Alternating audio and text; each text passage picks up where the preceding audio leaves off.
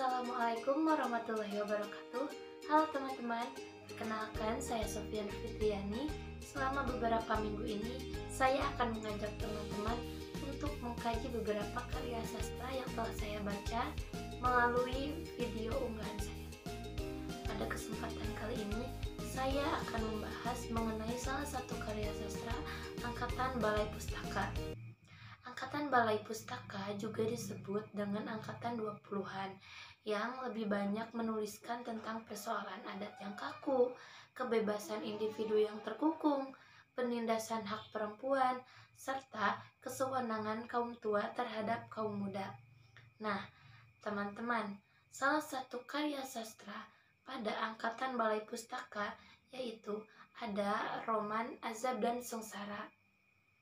Novel ini merupakan karya kedua dari Merari Siregar setelah pada tahun 1918 menerbitkan novel Saduran, yaitu Si Yamin dan Si Johan.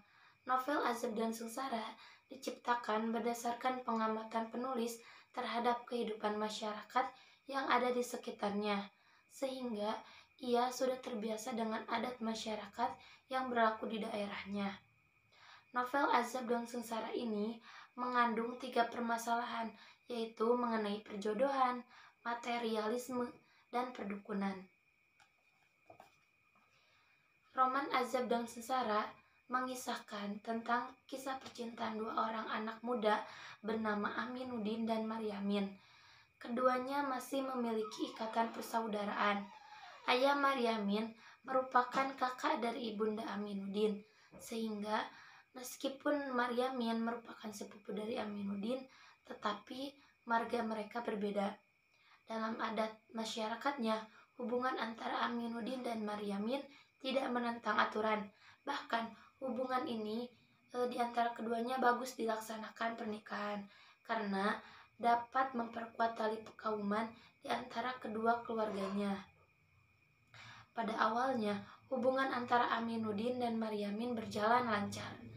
Karena kedua keluarga tersebut keduanya memiliki kekayaan dan sama-sama berasal dari bangsa yang terpandang.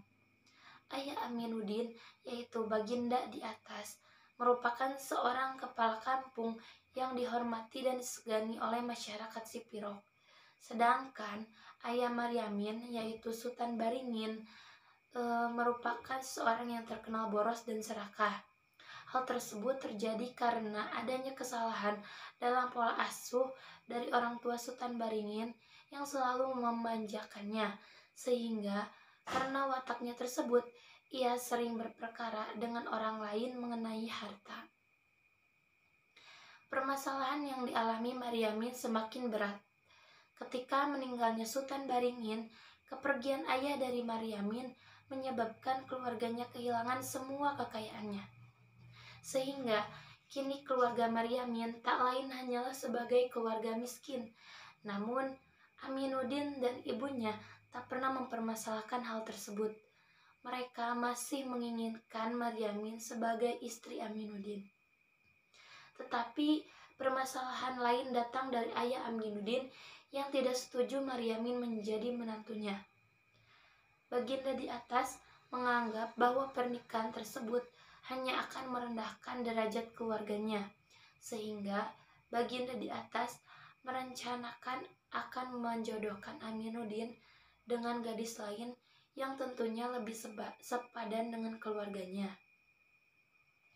Untuk menghasut istrinya, Baginda di atas mengajak ibunda Aminuddin menemui dukun untuk mengetahui nasib anaknya apabila menikah dengan Maryamin.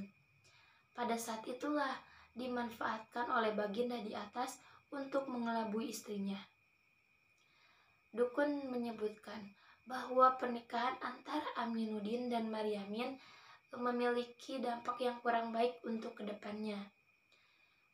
Lalu ibunda Aminuddin pun mempercayai dukun itu dan setuju menjodohkan Aminuddin dengan gadis lain.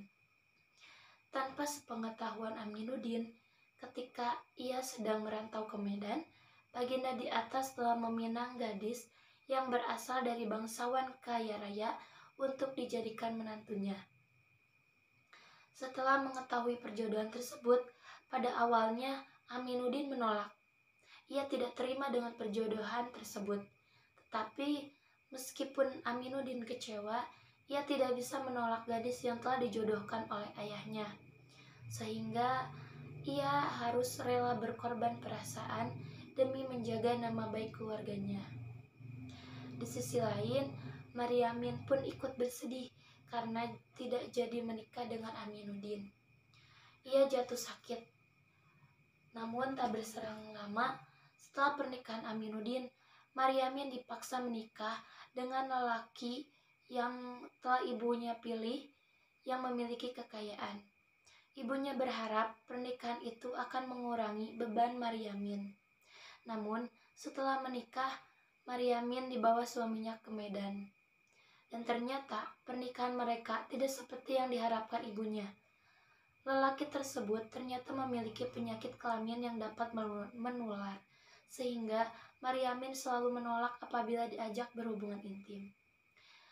Namun, di sisi lain, pada saat mengetahui Maryamin tinggal di Medan, Aminuddin berusaha untuk mengunjungi Maryamin. Kedatangan Aminuddin ke rumah Maryamin ternyata terdengar oleh suami Maryamin. Ia sangat marah dan menuduh hal-hal yang tidak kepada Maryamin. Maka terjadilah pertengkaran di antara Maryamin dan suaminya. Maryamin dianiaya oleh suaminya. Karena sudah tak tahan dengan perilaku kasar suaminya, Maryamin pergi ke kantor polisi dan hendak melaporkan kekerasan yang dialaminya. Tetapi polisi hanya memberikan denda yang tak sepadan kepada suaminya. Lalu setelah bercerai, Maryamin kembali lagi ke kampung halamannya dengan membawa rasa malu. Perasaan malu tersebut membuatnya tertekan dan meninggal dunia dengan membawa semua penderitaannya. Nah, begitulah kiranya teman-teman cerita mengenai kisah Aminuddin dan Maryamin dalam novel Azab dan Sengsara. Gimana nih teman-teman? Sudah tertarik untuk membaca romannya? Karena selain memiliki alur cerita yang menarik, roman ini pun mengandung banyak nilai-nilai kehidupan yang bisa kita pelajari.